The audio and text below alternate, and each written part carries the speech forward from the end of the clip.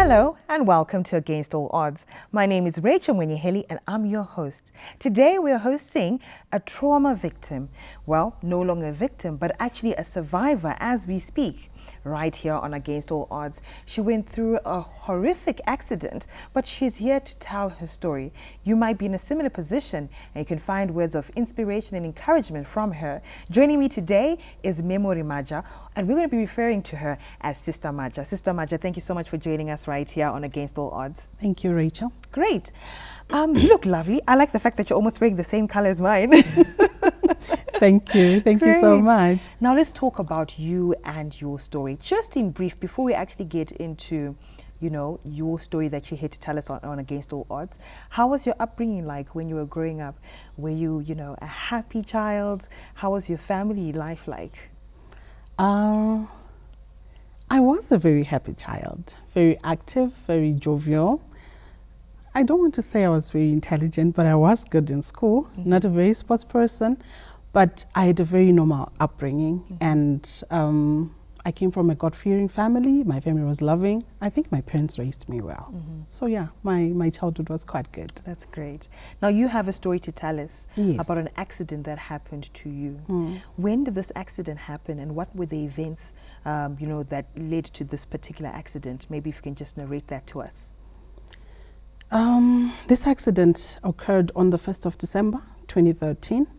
I was traveling along the Harare Road to Chegutu to attend a funeral. A very close friend of mine had lost her husband, and I, as my friend, I wanted to be there for her, to support her during that period of grief.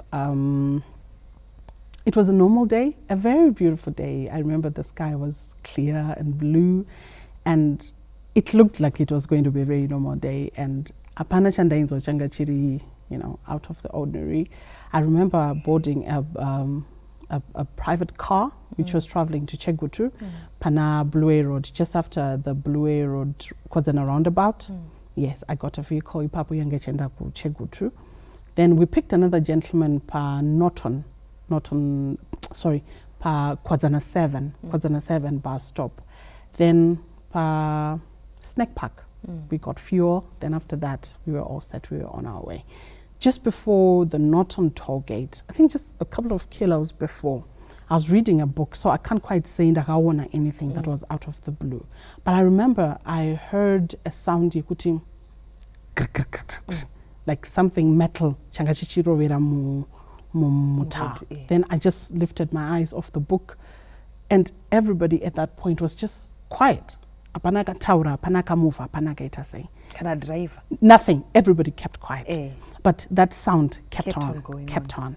Then, in a very short space of time, Duvandona the vehicle yakufia off the road. It was going towards the left. Nandakakwira ipsam, in a 2 seats kumberi, masit sitra kumberi, then epakati, then ekumashuri. And Pokwadzana 7, the gentleman akazo kwira kumashure kwangu, we had not really an argument, but he insisted kutinjino gara kumashure. Inina, I didn't want to go and sit in the back, but eventually akazobuma kano gara kumashure indikazo karapananda kagara. So Tati Fambe, as the vehicle was veering off the road, yakajita about 3 times. Then the 4th time, tangatam denga. We rode about 7 times. I remember 7 times in the air. And in that moment, I was thinking to myself, accident, like, how am I supposed to feel in this moment? What am I supposed to do? And we just went on. And in that moment, I remember I actually prayed and I said, Lord, I wasn't planning to die today, at least not like this. But if you allow me to die today, please forgive all my sins. Coming from a Christian background, I knew the importance of being at peace with God at any given time. And I just asked God to forgive me for my sins and write my name in the book of life. The moment I said amen, I found myself on the ground. I don't know how the door opened and picked me, threw me out of the vehicle. And that I was able to sit up. Then I felt a trickle on my cheek, but there's blood, I'm bleeding, and I could not get up. in that moment, a crash behind me. Like I fell, then I had a crash in the direction he had. Okay. Nursing instinct. I wanted to get up and check if everyone was okay, but I could not get up. So eventually I just sat there. Then there were people vanga side, and then they came in, they started getting things out of the car and people out of the car. Then in that moment, there was a gentleman, he brought my bag, opened my wallet, said, "Are you Memory Maja?" And I said, "Yes." Then he took money out of my wallet and placed it in his pocket, ironically. Then he took my phone. Then he said, "Dakumbe non track help." And I said, "Okay." Then he went in the opposite direction. My mind didn't even click. This guy from the miracle. Wow. Then he just went away. A moment here accident. Oh yes. A lot of people do that. It's the nerve for me kubvunza kuti are you Memory Maja kuti uya kutozobvunza just to be sure kuti ndini. Akakusira wallet yacho yanga ine chitupa at least. He left my wallet with my particulars, but he just took my money and my phone. Okay. Yeah. Then he went. Then there was the people vakazenge they called the ambulance. But there was a particular lady who was driving from Chegutu. I ended up at Norton Hospital to see her son, who had been in an accident as well. So she said, I'll pick you guys up. In the Norton Hospital, since that's where I'm going. You were still conscious at this point? Very conscious. Were you aware of the injuries that you had? No. Or you were not aware of them at all? Not even. Okay. I was just conscious kutinda kuvara apa. But not really the extent kutinda kuvara say. Okay, so you could just tell on the left side of my eye, something happened. Something is wrong on this side. All right. Then the gentleman who atakambotaka kakunetsana about situ he's the one I came out of the accident with. Then that lady, that good lady, God bless her soul, she drove us vakatiendesa Kunoton Hospital. Then Kunoton Hospital, they were not so hospitable. Takashika ndo vatanze, abamada vakafuta, ngatiwa say pasi. We don't want trouble, ikusova move. Okay. So they laid me on the ground. But unfortunately, it looks like Papa's no space. I don't know. The in the sky. And then I was just there. I was not in pain. I was not bleeding. Nothing was happening to me. I was just there. But this gentleman now, he had cuts, he had bruises all over. And he had blood oozing from everywhere. And he was just crying. So I asked Vanase Kuru Vangavaripo, the two male nurses Vangavaripo, could you at least just cover his wound? Or something. And he said to me, you're just a patient. And I said, okay. There was nothing I could do. I was just lying on the ground. Then, well, time went by. Ambulance yakazuya Kunoton Hospital now. Then we were picked up in an ambulance, taken to Parinyatwa. And when I got to Pari, Tichiskopinda Mukeshalti, I could see so many people that I worked with, so many people who knew me from the hospital. They would just look at me and start crying. And in my mind, I was like, why are they crying? Because I couldn't figure it out. I didn't realize, like, chese changa chaka dai, changa chaka vurika kodai. Saka left side yenyu yese pasi so chacha vurika. Yanga ili skin yanga vurika. Yanga kurakidza mabonzi emkati. Okay. And I couldn't, because I didn't know. To me, I could see clearly, so nothing was wrong with me. Then I remember a time, Pandanda Kuti, I need to go to the bathroom. Then Dr. Mgwazi said, no, Maja, you're not going to the bathroom. If you want to pee, pap. And I said, no, I want to go to the bathroom. He then said, I need to show you something. That's when he lifted up my dress. My femur, the long bone right, it had broken completely. But but I could see rangarakadai. All right. Yes, and in that moment, I think just that realization, the shock just wore off. Okay. And in that moment, my God, I felt like that doom trainer or something. I remember I cried in that moment. Okay, I'm gonna have to just hold you on that, on your story, and you can hear. Memory, that is Sister Maja, narrating her story of the traffic accident that she was actually involved in as she was traveling to go to a funeral. It's such an unfortunate incident, but we're going to take a short break right here on Against All Odds. We'll be back as she continues to tell her story. Welcome back to Against All Odds. Now, Memory, as you were just saying just before the break, you are now in shock. The pain has kicked in. The shock has worn off. Now the pain, you feel like you've been hit by a train. That time, I remember, I can't quite describe the pain now, but I know it was horrible. And a lot of things we just done from that period, my blood checks, my x-rays, investigations, and so forth. But I remember towards the end of day, I started feeling like I can't breathe. And I remember Ndanchineswana Oscar Zifamba, God bless his soul, he was so kind to me. And I said, Oscar, I want to go outside. In my mind, so in my mind I said, if only I could get outside, at least again but then I'll be able to breathe.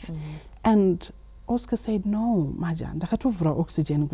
And I said, no, Oscar, I didn't realize in that moment, my lungs had collapsed, like I was bleeding internally, and that blood had filled up my lungs, and one thing led to another, and I was in a coma afterwards. So I was admitted to ICU for 2 weeks. Then after ICU, I came out of the coma after those 2 weeks. When I moved to CCU, I had my first surgery on the 14th of December. They square a nail, nail, on the right femur to try and immobilize the fracture. I was in hospital for 59 days. After that, then the recovery process was hard. Yeah. That process, because for the eye, swelling took place completely. I remember for a long time, but after about a month, I could see light, and I knew that the swelling was going down. Then I lived one day at a time, but that was one of the hardest seasons of my life. I've known pain, but that kind of pain, it's the kind you don't wish on anyone. My family was great. My support system was amazing. My husband was amazing. Everybody took amazing care of me. The staff at Padrinyato, everybody took very good care of me. I can't say I was an easy patient. I was a very difficult patient. But people tolerated me. People were kind to me. People were gentle to me. And I went through the process, kushkandam, that's utanga kufamba. And kufamba kwacho was a miracle, because the doctors had said, with the injury emsana in the pelvis, we don't think you'll be able to walk. And I remember Vachia, one lady that I had nursed in 2012, she came to visit me. And the last time I saw her, truth be told, I thought she had died. And she saw on Facebook a data accident, so she came to look for me. And she just came to and yes, Memo. And I was shocked. He said, relax, I'm not a ghost. And I laughed. He said, hi, Mama Cherry. He said, you thought I died, eh? And I said, yes. And she said, there's a God in heaven. I'm going to pray for you. And she prayed for you. Don't tell me what you want. Tell it to God. I'm just going to agree with you in prayer. Okay. And I'm listening to your story, and like you're saying that there was an amazing support system, but I'm also considering that you, as a profession, your career, as a profession, you're a nurse, right? So as a nurse, you take care of patients that come through in the hospital, but this time it's you who's on the other end, who's receiving the care from other people. How did that feel like in that particular moment, knowing that I'm a nurse, I should be able to take care of myself, you know, and do certain things for myself. But here I am. I can imagine you were bedridden, I'm sure of that. Were you even able to go to the bathroom, or, you know, you needed assistance in that particular area? Were you even, you know, able to, you know, to bathe yourself, or by to doctor as well? How did you feel? You were in nurse, but you were now on the receiving end of aid. You are a patient after an accident or a horrific accident. Your face, you know, one side is open. Did you actually look at yourself in the mirror and say, good name ndo zvandaita kumeswezvi kunai mwari kogumbo rangu zvaradai ndichazombogona kufamba here komusana wangu? Did you think about all those things? I don't think my mind dwelt on that. I was busy trying to survive. Like I said, this was a horrible period in my life, and trauma just changes your life. It doesn't give you time to adjust to it. It just happens. And ironically, you're supposed to go with the motion and survive. So for me, I was trying to survive. But then it was so weird for me to be the patient. You know, I would always say to people, I would always say to people that, and I remember someone said, never say never. And now it's you. And then there I was in hospital. And they'll give me more blankets. Blankets. Wow.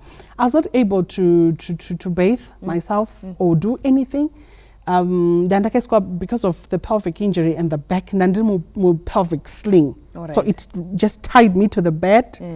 And I would just be there. Okay. The only time I would get the privilege to move a bit was in the morning when they would bathe me. Then after that, I would just lie in the 24 hours a day until the following morning. It was so weird. It was so weird and so heartbreaking for me because I felt I was losing a part of myself and just thinking, I'll never be able to do the one thing that I know I love with all my heart. That was really traumatic. But I survived it somehow. Yeah, I survived it. Okay. Another thing that I also wanted to ask was, did you take a chance or did you get a chance to take a look at yourself and look at the injuries that you had? You know, how did you look like and anything like that? Did that happen? No. So throughout the time that you're in hospital? I was actually oblivious of how I looked. You didn't know? No. You had no idea? I had no idea. Was it a way of protecting you from not, you know, yes, I think so. I didn't know. I only got to realize it when I got home. Yes. I mean, okay, this is how I'm looking. And the left side of my face, it is so puffy and swollen and ish. But then I was already out of hospital. Okay. I needed to get through that part as well, but no, they didn't show me how I looked in hospital. Okay, all right. I can imagine being stuck in bed, facing the ceiling 24/7. Oh my God. And the only time you're going to move is kanamayo zogeziswa. Yes. Mentally, how was it for you mentally going through this state? I don't think I can describe it in words, but it ripped my mind apart because for me it was relearning how to live again. Okay. It was adjusting to this new environment, to this new way of life. I had no choice in the matter. Okay. I just had to do it because that's what was there, but psychologically it broke me. All right. Yeah. Okay. Well, as you can hear Sister Maja narrating her story of when she was in hospital after the horrific accident. We're going to take a short break right here on Against All Odds. And when we come back, we're going to see how she came from being a victim of such a horrific accident to being a survivor to where she is right now. Stay with us. We'll be back.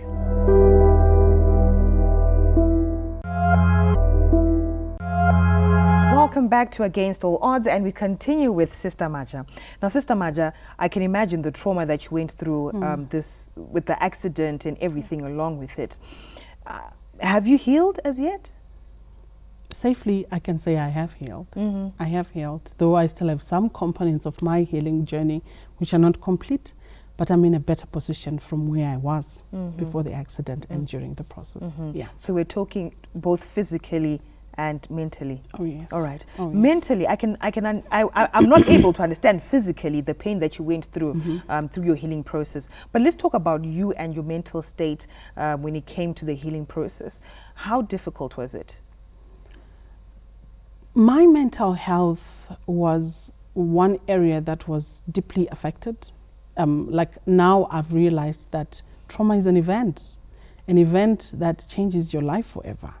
And the healing of the body starts with the mind. Okay. So as long as your mind does not process, get closure and heal, physically, you're still stuck in a certain age. And for 10 years, I've struggled with this until I got the psychological help that I needed. I didn't really think it was important. I mean, nobody told me that I needed counseling or anything. Nobody told me about PTSD. Nobody told me about depression.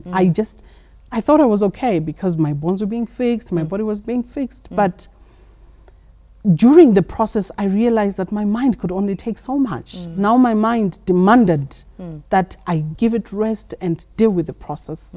And I realized the importance of mental health. I got the help, and I think I'm in a better position now. I'm in a much better position For now. someone who's gone through, you know, something similar to you, they've gone through injury because of a traffic accident, and they haven't been able to heal mentally. What would be, although physically they may say that they've come through and they've passed a stage, but mentally they're still struggling, maybe with even getting into a car or, you know, the PTSD that you're talking about, the depression. What would you want to say to them? We need to get help. Every trauma victim needs help. The human being consists of 5 facets.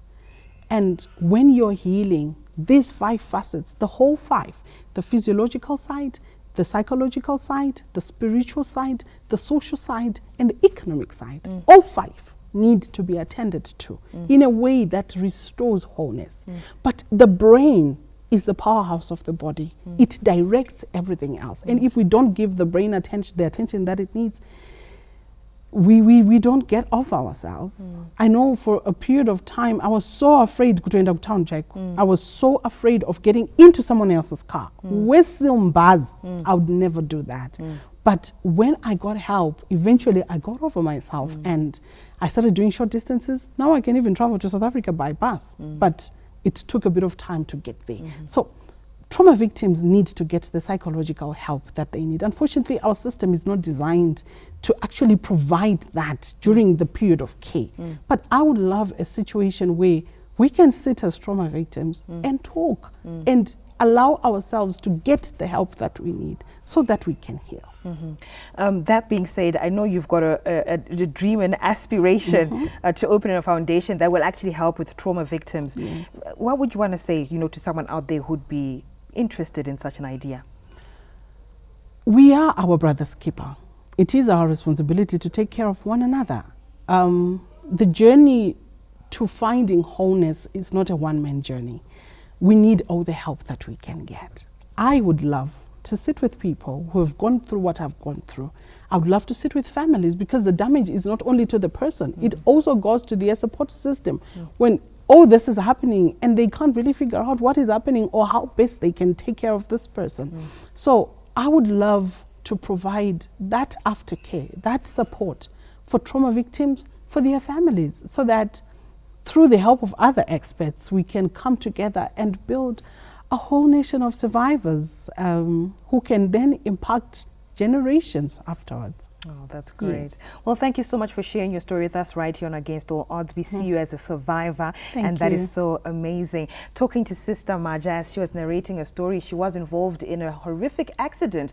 And, you know, she went through a lot of trauma, depression, PTSD. And now she's at a point in her life where she's healed after 10 years. And she's saying that she'd like to open a foundation that is based on helping victims that have gone through the same thing. Even just coming up with something where, you know, victims can just talk about their own stories so that they can heal. So listen, if you'd like to be part of this initiative or you'd also like to contribute to this idea, just simply get in touch with the numbers that are appearing on your screen and you'll be able to get in touch with Sister Maja. Thank you so much for joining us right here on Against All Odds. My name is Rachel Mwenyeheli and we are back again next time to give you another story that can inspire you and encourage you. Remember, if you'd like to share your story with us, do get in touch with us. Until next time, take care.